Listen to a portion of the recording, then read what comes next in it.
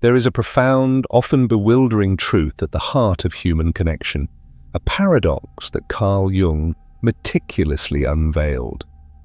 The very act of genuine empathy, of extending a hand in help, can sometimes ignite a firestorm of hostility. This isn't a testament to ingratitude, but a powerful revelation of the hidden, unconscious shadow dynamics that shape our relationships, inviting us to a deeper understanding of ourselves and each other. Jung's most unsettling, yet ultimately liberating discovery wasn't just about empathy, it was about the helper's paradox syndrome. He observed a recurring pattern where compassionate, highly sensitive individuals offered sincere assistance and emotional support, only to be met with baffling resentment, rejection, or even outright hatred from the very people they sought to uplift. Jung found this pattern disturbing precisely because these empathic gestures, far from being simply acts of kindness, inadvertently triggered what he termed a shadow confrontation in the recipients. Imagine the empath as a clear, unwavering mirror. When they extend a helping hand, they unconsciously reflect back aspects of the recipient's inner world, their dependency, their vulnerability, their unacknowledged emotional needs. This isn't done with judgment, but with pure, open-hearted presence. Yet for many, this sudden, unfiltered reflection creates an intense psychological discomfort, a collision with parts of themselves they've long denied or suppressed. This discomfort, rather than being integrated, often manifests as anger or animosity directed straight at the mirror itself, the empath. What made this insight so groundbreaking for Jung was its sheer predictability. He could foresee that true empathic assistance would frequently provoke defensive reactions, projections, and even hatred, not because the help was unwelcome, but because it activated deep-seated, unconscious shame and wounded pride. This understanding is not a burden, but a key to unlocking richer, more authentic human connections. Jung's breakthrough was illuminated by a powerful clinical case, one that shattered his prior assumptions about human gratitude. A patient, during months of profound crisis, had been steadfastly supported by a close friend. Unwavering emotional presence, practical assistance, a true anchor in their darkest hours. Then, the unimaginable began. The patient started expressing intense irritation, even animosity, towards this selfless friend.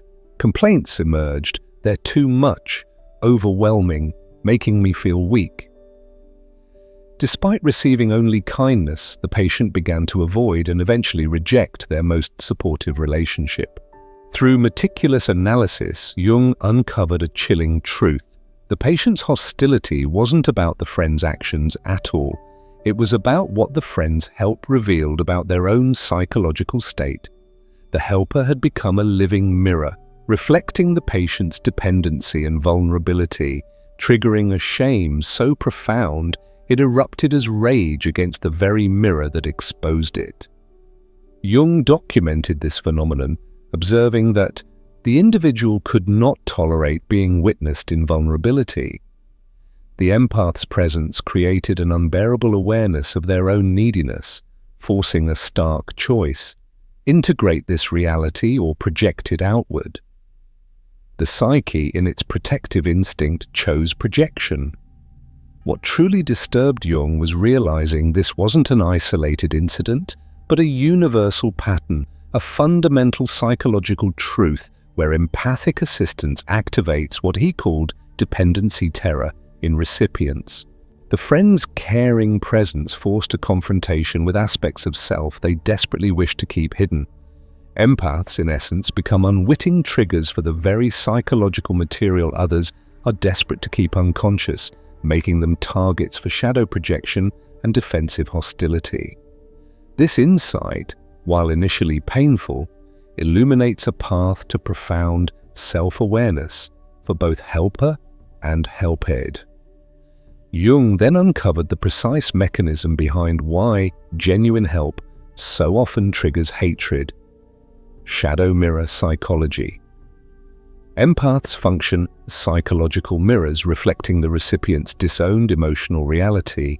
This creates an intolerable self-awareness, which rather than being owned, is projected outward onto the empath. Jung identified a three-stage mirror process. 1. Unconscious reflection. When empaths offer assistance, their natural attunement to others' emotional states and needs creates involuntary mirroring. Their responses inherently reflect the recipient's authentic emotional condition, bypassing their carefully constructed protective persona. Recipients sense they are being seen through in ways that feel exposing and profoundly uncomfortable, even when the empath harbors no intention of judgment or analysis. It's like standing before a crystal-clear lake, seeing your reflection, not just your outward appearance, but the depths beneath. 2. Shadow activation. This mirroring activates disowned dependency material within the recipient. Their unconscious shame about needing help, feeling vulnerable, or appearing incomplete suddenly becomes starkly visible through the empath's caring response. Instead of integrating this normal human condition, the universal need for connection and support, the psyche perceives it as a direct threat to its carefully curated self-image. Its immediate impulse is to eliminate the source of this uncomfortable awareness, the empathic mirror. This is where the inner fortress of ego senses an invasion. 3. Projection defense. To restore psychological equilibrium and justify their discomfort, recipients often unconsciously attribute negative qualities to empaths. The helper is suddenly deemed manipulative, condescending, or self-serving, trying to feel superior. These are projections, shields built to deflect the uncomfortable truth of their own vulnerability. Jung realized this mechanism perfectly explains why empaths feel blindsided by hostility after offering genuine help. The hatred isn't about their actions, it's about the unconscious, psychological material their presence activates in others.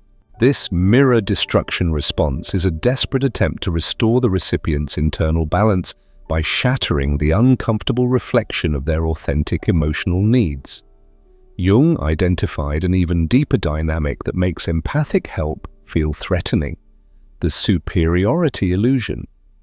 This is an unconscious hierarchy creation where assistance automatically implies roles of superiority and inferiority, even when neither party consciously intends it. The simple act of offering help creates what recipients unconsciously perceive as a power imbalance.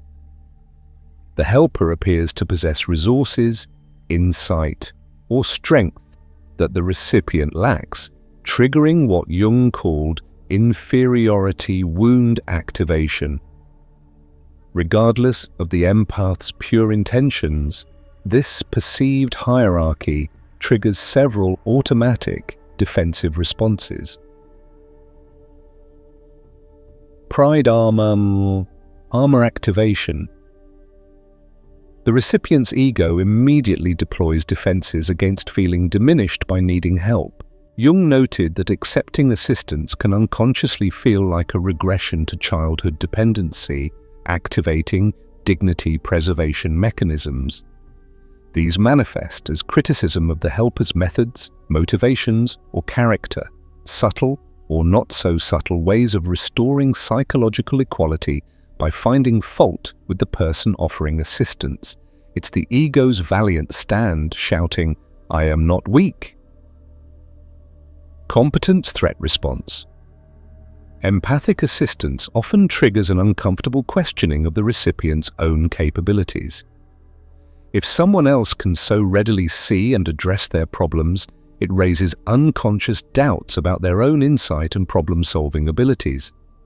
This creates resentment toward empaths for highlighting perceived inadequacies, transforming gratitude into hostility as a way of protecting a fragile self-concept. It's the fear that their own light isn't shining brightly enough. Autonomy violation. Perception. Many experience offered help as an implicit criticism of their independence. The message received becomes, "I think you can't handle this yourself," rather than, "I care about you." Recipients with strong self-sufficiency conditioning interpret empathic offers as invasive presumptions about their capabilities, triggering hostile reactions designed to reassert autonomy and competence. It's the primal cry for freedom, the right to navigate one's own path. Jung emphasized that these reactions operate largely outside conscious awareness and do not reflect the recipient's actual feelings about the empath's character, but rather their own unresolved psychological material around dependency and self-worth. If you've ever felt confused by someone's hostility after you helped them, know this: they were likely fighting their own reflection. This understanding is the first step towards true liberation. Jung catalogued the 4 faces of helper hatred, distinct patterns in how people transform empathic assistance into reasons for hostility, each revealing different unconscious psychological conflicts and offering a profound insight into the human psyche. 1. The pride warrior. These individuals experience any offer of help as a direct assault on their personal mythology of independence. Jung observed they respond with competence theatre, dramatic displays of self-sufficiency designed to reject the implied inadequacy of needing assistance. Pride warriors often escalate to personal attacks on the empath's motivations, claiming helpers are merely trying to feel important or need to be needed. This projection allows them to maintain their independence fantasy while discrediting the source of uncomfortable awareness. Jung noted these individuals typically carry childhood conditioning where needing help equated to weakness or failure, creating adult hypersensitivity to any suggestion they might benefit from support. Their battle cry is, "I need no one." 2. The shame transformer. Jung identified people who convert their internal judgment about needing help into external blame directed at empaths. They experience emotional alchemy, transforming their own self-criticism into criticism of helpers. These individuals often accuse empaths of condescension, manipulation, or superiority complexes, projecting onto helpers the very judgments they hold about themselves for needing assistance. Shame transformers frequently become increasingly hostile because they interpret empathic care as highlighting their failures or inadequacies, making the helper feel dangerous to their psychological equilibrium. Their fear whispers, "You see my inadequacy, and I cannot bear it." 3. The guilt reactor. Jung documented individuals who respond to help with overwhelming guilt about being burdensome, then transform this guilt into resentment toward the person triggering it. These recipients often have histories where their needs were met with martyrdom or resentment, conditioning them to associate receiving help with causing others to suffer. When empaths offer genuine care, it contradicts these deeply ingrained expectations, creating cognitive dissonance they resolve through helper rejection. Guilt reactors may withdraw or become critical as a way of protecting empaths from their perceived burden, not realizing they're actually protecting themselves from the profound discomfort of guilt. Their inner voice says, "I am a burden, and your kindness proves it." 4. The control detector. Jung identified people who interpret empathic assistance as attempts at manipulation or control, triggering freedom defense protocols. They perceive help as implicit demands for change or conformity to the helper's values. Control detectors often have histories of being manipulated through helpful behaviors, making them hypersensitive to any assistance that might come with strings attached. They may become hostile toward empaths, not because they don't appreciate the intention, but because they experience any form of care as potentially controlling. These individuals prioritize autonomy over connection, often sacrificing beneficial relationships to maintain their sense of absolute independence. Their spirit fiercely declares, "I will not be controlled." Understanding these distinct patterns is a gift, offering a compassionate lens through which to view reactions that once felt personal and hurtful. Jung illuminated the dangerous psychology of helping, identifying multiple psychological risks that emerge when empathic assistance triggers defensive hostility, creating what he called care contamination in human relationships. The empathic confusion crisis.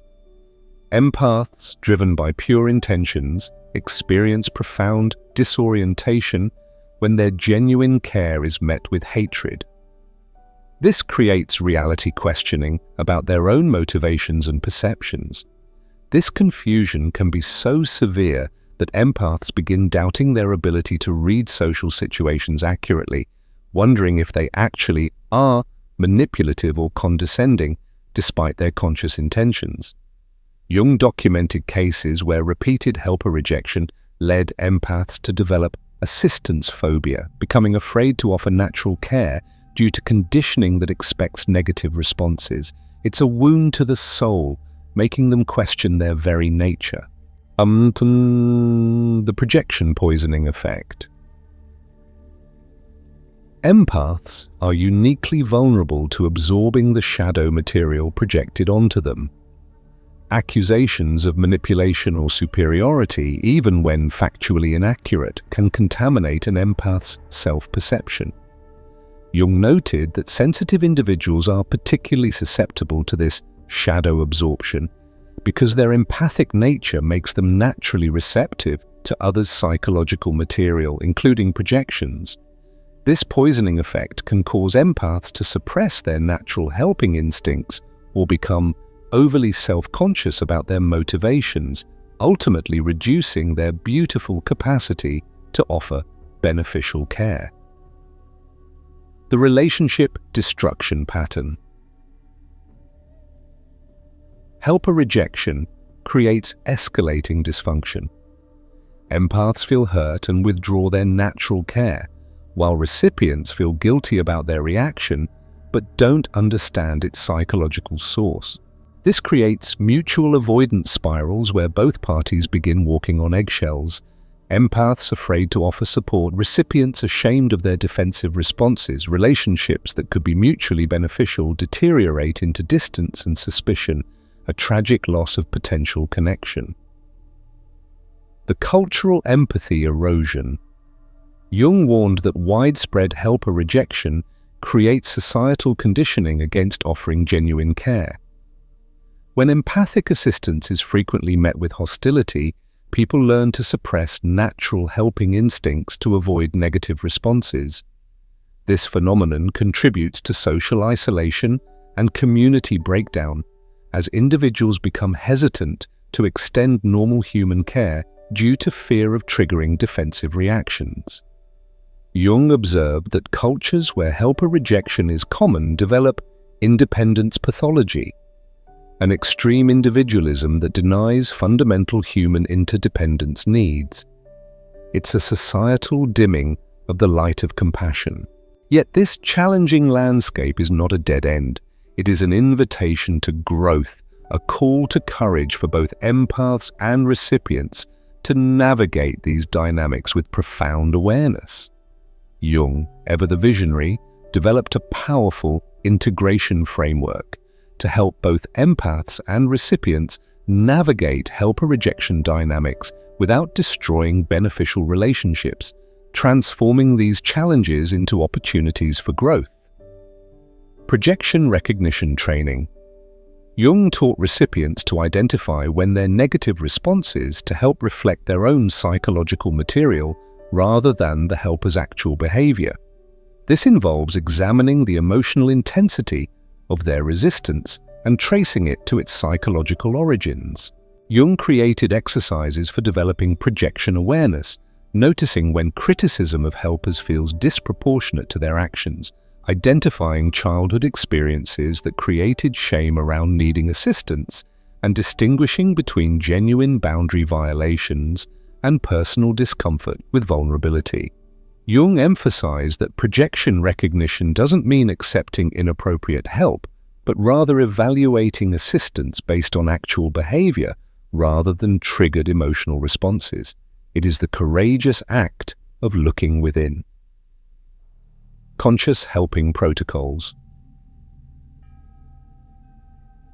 Jung developed guidelines for empaths to offer assistance in ways that minimize triggering defensive reactions. This involves dignity-preserving care, providing support that enhances rather than threatens the recipient's sense of competence. Specific protocols include asking permission before offering advice or assistance, framing help as collaboration rather than rescue, acknowledging recipients' existing strengths and capabilities, and respecting their right to decline assistance without taking it personally. Jung emphasized that conscious helping involves serving others' actual needs rather than the empath's unconscious needs to be needed or to solve problems. This is the art of giving with wisdom and grace. Shadow integration. For recipients, Jung recognized that overcoming helper rejection requires recipients to integrate their disowned dependency and vulnerability rather than projecting it onto helpers. This process involves accepting that needing help is part of normal human experience, examining beliefs that equate receiving assistance with personal inadequacy, and developing tolerance for their own emotional needs and limitations. Jung noted that shadow integration allows recipients to receive genuine care without feeling diminished or threatened by the helper's role. It is the brave journey of embracing one's own humanity. Empathic boundary development. Jung taught empaths to maintain psychological separation between their own emotional material and projections from recipients experiencing helper rejection. This involves learning to evaluate feedback based on factual accuracy rather than emotional intensity, maintaining awareness of actual intentions when offering help, and developing projection immunity that prevents absorption of others' shadow material. Jung emphasized that healthy empathy includes protecting oneself from psychological contamination while remaining open to genuine connection and care. This is the practice of compassionate self-preservation. Jung's analysis of different approaches to empathic care reveals what truly distinguishes successful helpers from those who trigger defensive rejection, offering us profound wisdom in action. The Rogers Model, respect-based empathy. Fred Rogers exemplified what Jung called non-threatening empathy by consistently honoring children's inherent dignity while offering support. Rogers never positioned himself as superior to those he helped, but as a gentle companion acknowledging their worth. Rogers' approach succeeded because he understood that genuine empathy involves respecting others' autonomy and right to their own emotional experience, even while providing care and understanding. Jung would note that Rogers avoided triggering helper rejection because his assistance came from genuine humility rather than unconscious needs to fix or save others. He walked alongside, not above. The Teresa paradox: service without superiority. Despite legitimate criticisms of some methods, Mother Teresa demonstrated what Jung called servant empathy, helping from genuine humility rather than a perceived elevation above those served.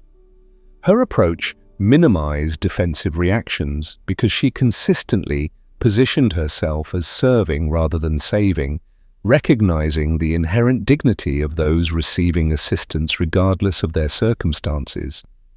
Jung would observe that Teresa's model shows how empathic service avoids triggering projection when it stems from authentic respect for recipients' humanity. She saw the divine in every face. The codependent trap: help as control.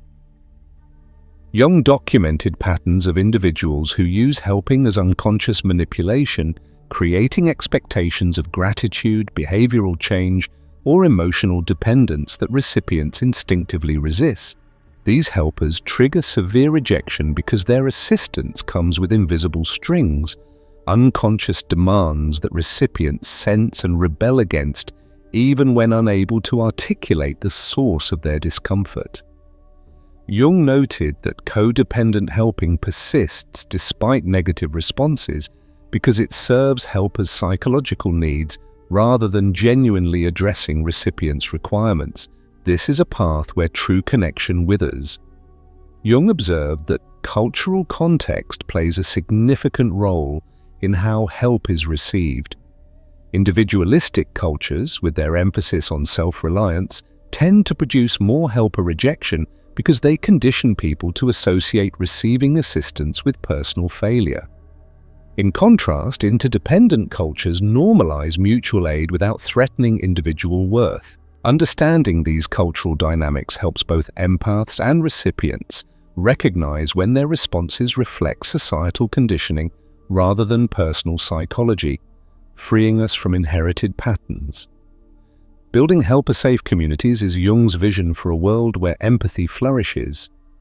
Creating environments where empathic care can flow without triggering defensive reactions requires conscious community development and psychological education. Identifying empathy. Ready individuals. Jung catalogued traits indicating someone can receive assistance without defensive responses. They acknowledge their own needs without shame, demonstrate appreciation for others' care without excessive guilt, maintain personal dignity while accepting appropriate help, and distinguish between genuine care and controlling behavior. Emotionally mature individuals understand that accepting help represents healthy interdependence rather than personal inadequacy or failure. They embody the strength of vulnerability. Mutual support. Network design. Jung advocated for reciprocal empathy systems where everyone can give and receive support without triggering hierarchy dynamics. This involves normalizing both human strength and vulnerability, creating opportunities for mutual rather than one-sided assistance, and establishing that everyone has both resources to offer and needs to fulfill. Jung emphasized that sustainable empathic relationships require a bidirectional flow of care over time, preventing the power imbalances that often trigger defensive responses. This is the dance of true partnership. Community psychological education. Jung recommended that groups develop empathy intelligence, understanding the unconscious dynamics that make giving and receiving care psychologically challenging for many people. This includes education about projection mechanisms, recognition of helper rejection as self-protection rather than personal attack, and development of cultural norms supporting both healthy independence and appropriate interdependence. It is the collective awakening of compassion. Dignity-preserving assistance systems. Jung advocated for help structures that minimize triggering defensive responses by maintaining recipients' autonomy and self-respect. This involves offering, rather than imposing assistance, providing help that enhances rather than diminishes recipients' capabilities, and respecting others' right to decline help without interpreting refusal as personal rejection. Jung noted that sustainable empathic care requires understanding that sometimes the most caring response is allowing others to handle their own challenges rather than rushing to provide solutions. This is the wisdom of discerning when to act and when to simply hold space. The journey from rejection to understanding is a transformative one. Jung documented predictable stages both empaths and recipients experience when learning to navigate helper rejection dynamics constructively. Empath evolution. Confusion to clarity. Empaths typically begin feeling hurt and bewildered by negative responses to genuine care attempts. Recognition involves understanding that helper rejection often reflects the recipient's unconscious psychology rather than the empath's actual behavior. Next comes motivation archaeology. Empaths examine their own unconscious needs, to be needed, to fix problems, or to maintain helper identities through their caring behaviors. Integration involves developing unattached compassion, maintaining genuine care while not taking responsibility for managing others' discomfort with receiving assistance. Finally, empaths learn to offer help in ways that preserve recipients' dignity, reducing defensive triggers while honoring their natural caring disposition. This is the path to empowered empathy. Recipient evolution, defense to acceptance.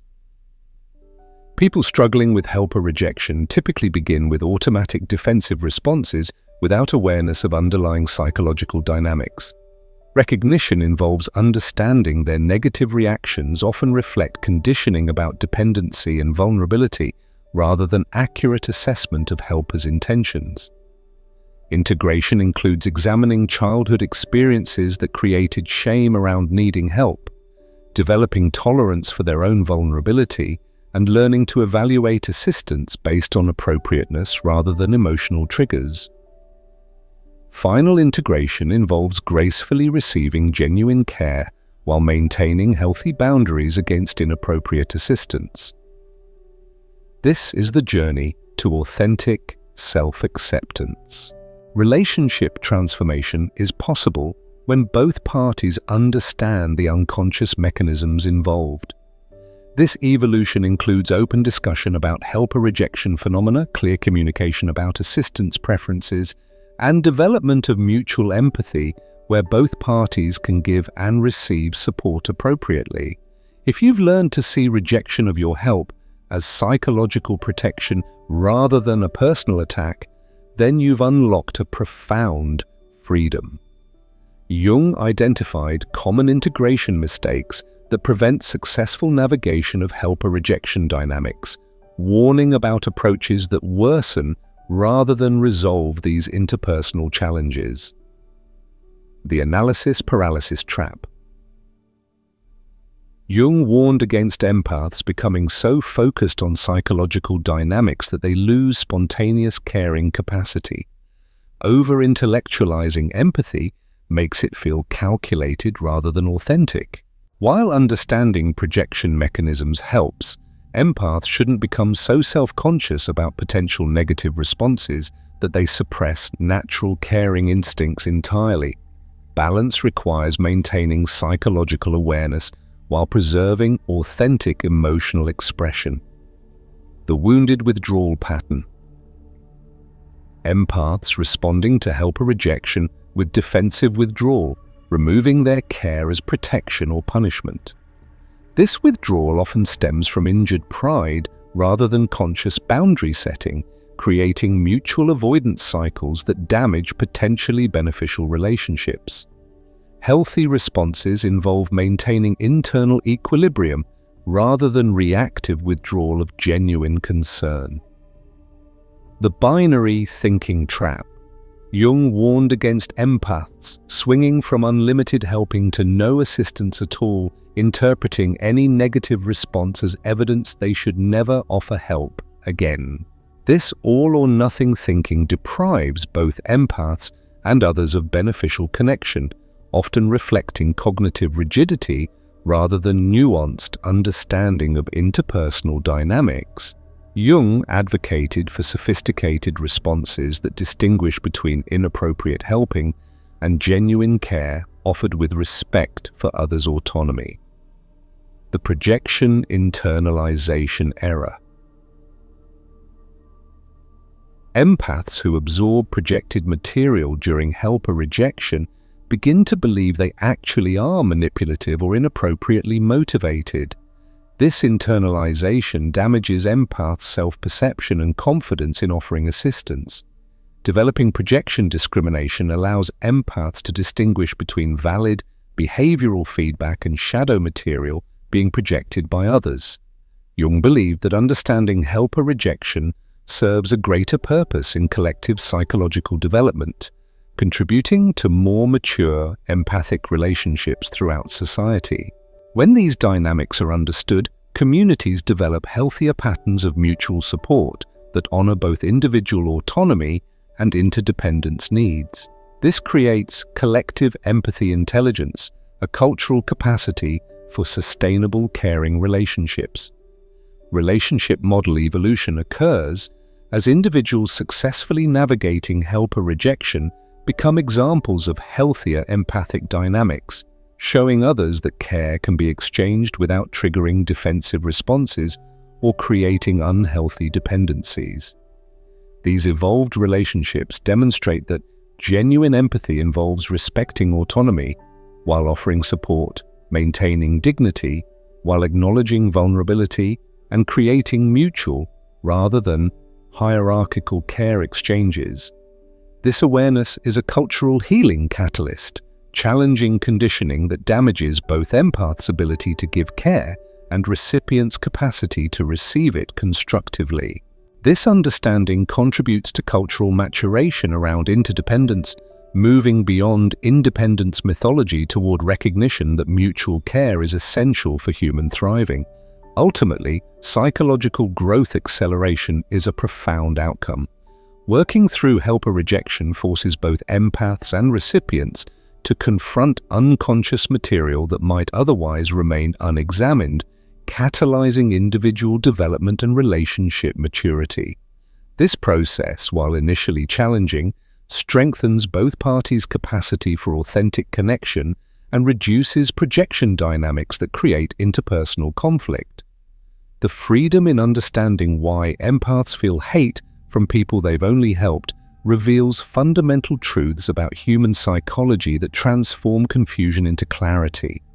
This phenomenon isn't evidence of empathic failure or recipient ingratitude, but a predictable result of unconscious shadow dynamics and projection mechanisms governing human interaction.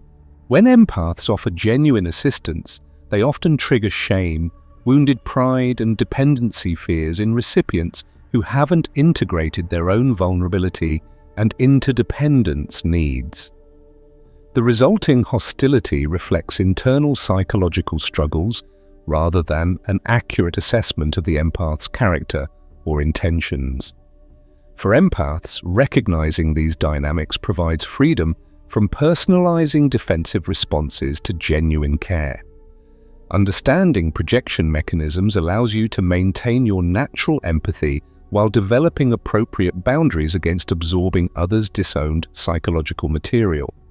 For recipients, awareness of helper rejection patterns offers an unparalleled opportunity to examine conditioning around vulnerability and receiving care, potentially freeing you from automatic defensive responses that damage beneficial relationships. Jung's insights reveal that both parties can grow immensely through understanding these dynamics, with recipients learning to accept assistance without threats to their dignity and autonomy.